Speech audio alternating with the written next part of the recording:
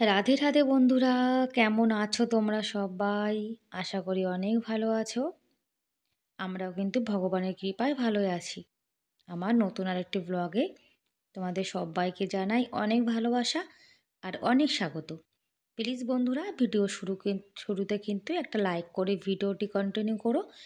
আর আজকের ভিডিওটি স্কিপ না করে পুরো ফুল দেখো। আশা করি তোমাদের আজকের ভিডিও কিন্তু ভালো লাগবে।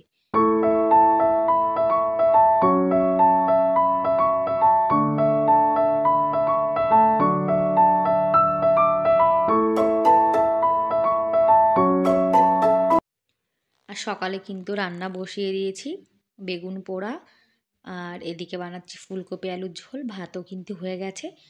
বড় গোপাল মানে বড় বাচ্চা ভাত খেয়ে স্কুলে চলে গেছে, আর আলুর তরকারি করেছিলাম, খেয়েছে।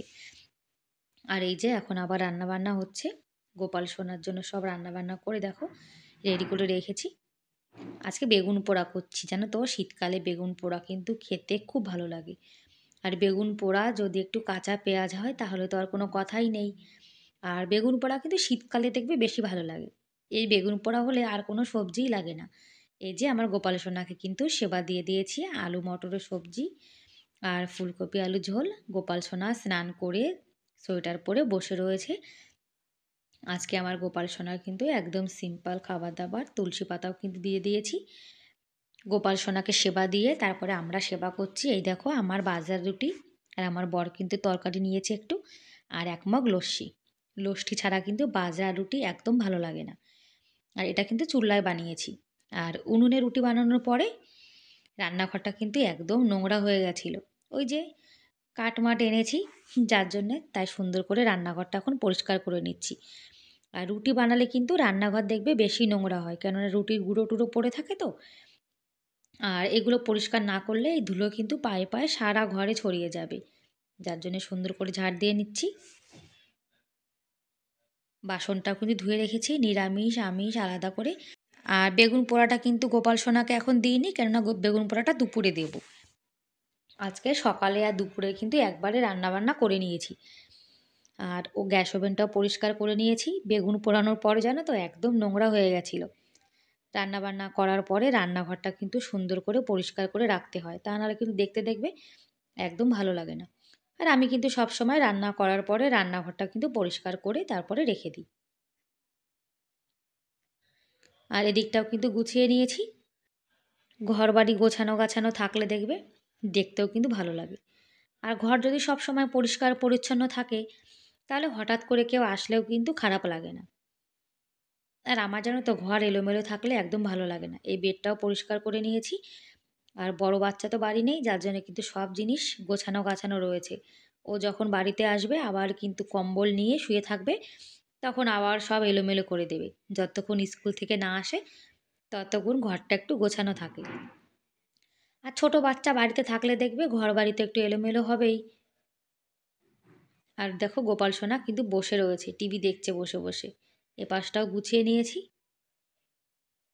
আর টিভির কাছে ফোনটা নিলেই কিন্তু টিভিটা লাফানো শুরু করে দেয়। দেখো মনে হচ্ছে যেন টিভিটা খারাপ, কিন্তু টিভি খারাপ না। ওই ফোনটা কাছে নিলেই টিভিটা লাফানো শুরু করে। গোপাল সোনা বসে রয়েছে, টিভি দেখছে বসে বসে। আর গরুটাও কিন্তু গোপাল সোনার পাশে রেখে দিয়েছি। আর এই তোষকটা কিন্তু গোপাল সোনার জন্য আমি বানিয়েছি তুলো দিয়ে। গোপাল সোনাকে একটু তোষকের পরে বসাবো তো, যার জন্য। রাস্তায় দেখো কত সুন্দর রোদ্দুর উঠেছে, রাস্তাটা কিন্তু ঝাড় দিয়ে দিয়েছি। তারপরে আবার একটা গাড়ি যে আবার কিন্তু দেখো পুরো বালি হয়ে গেছে। ওই গাড়ির চাকায় চাকায় করে জানো তো কত বালি চলে আসে। আর এটা তো বালির দেশ, যার জন্য সবসময় কিন্তু চারিদিকে বালি থাকে। আর খাওয়া দাওয়ার পরে জানো তো একটু রোদ্দুরে আসলে কিন্তু ভালোই লাগে। দেখবে যখন আমরা খাওয়া দাওয়া করি, খাওয়ার পরে শীতটা একটু বেশি লাগে। আর আমার বড় কিন্তু রোদ্দুর পোয়াতে চলে এসছে। বলছে ওনার নাকি খাওয়ার পরে খুব ঠান্ডা লেগেছে। ওই যে এক মগ লস্যি খেয়েছে, ঠান্ডা লস্যি। ঠান্ডা লস্যি পেটে যেয়ে কিন্তু ঠান্ডা লেগে গেছে। আর এদিকে হিটারে ভাতটাও বসিয়ে দিয়েছি। আর জামা কাপড় যা ধুয়ে দিয়েছিলাম সব চলে এসেছি উপরে নিয়ে। এই নাইটি কিন্তু সকালে ধুয়ে দিয়েছিলাম, সেটা কিন্তু অনেকটাই শুকিয়ে গেছে, তাও একবার উপরে নিয়ে এসেছি। আমাদের নিচে জানো তো একদমই রোদ্দুর পড়ে না। আর নিচে যদি ঘরের সামনে রোদ্দুর না পড়ে তাহলে জামা কাপড় তো একদম শুকায় না। কিন্তু আমাদের ছাদের পরে জানো তো সারাদিন কিন্তু রোদ্দুর থাকে। আর বন্ধুরা, আজকের ভিডিওটি কেমন লাগলো তোমরা কিন্তু কমেন্ট করে অবশ্যই জানিও। আর আজকের ভিডিওর কোনো অংশ ভালো লেগে থাকলে প্লিজ এটা লাইক করে দিও। আর এরকম ভিডিও তোমরা যদি দেখতে ভালোবাসো তাহলে কিন্তু তোমরা চাইলে আমার চ্যানেলটিকে সাবস্ক্রাইব করে আমার এই ছোট্ট পরিবারের পাশে থেকে যেতে পারো। আর এই কাজটি যারা অলরেডি করে দিয়েছো তাদেরকে জানাই অসংখ্য ধন্যবাদ। তোমরা এভাবে আমার পাশে থেকো, আমাকে সাপোর্ট করো। জামা কাপড় কিন্তু আজকে বেশি হয়নি, অল্প কিছুই রয়েছে। রোজের জামা কাপড় রোজ যদি ধুয়ে দেওয়া যায় তাহলে কিন্তু একবারে বেশি জামা কাপড় একদমই হয় না। তারপরে কিন্তু বিকালে আমি আর আমার ছেলে একটু ঘুরতে এসেছিলাম। বিকালে কিন্তু মাঝে মাঝে একটু ঘুরতে আসা হয়। তা আমার ছেলেও বলছে চলো মাম্মা আজকে আমরা একটু বাইরে থেকে হেঁটে আসি। আর এই যে লোকটা দেখছো উনি কিন্তু কার্গিলের যুদ্ধের সময় শহীদ হয়েছিল। 1999 সালে যে কার্গিলের যুদ্ধ হয়েছিল সেই সময়। আর ও দেখো খেলা করছে। ওর এরকম মানে লাফালাফি করতে ওর খুব ভালো লাগে।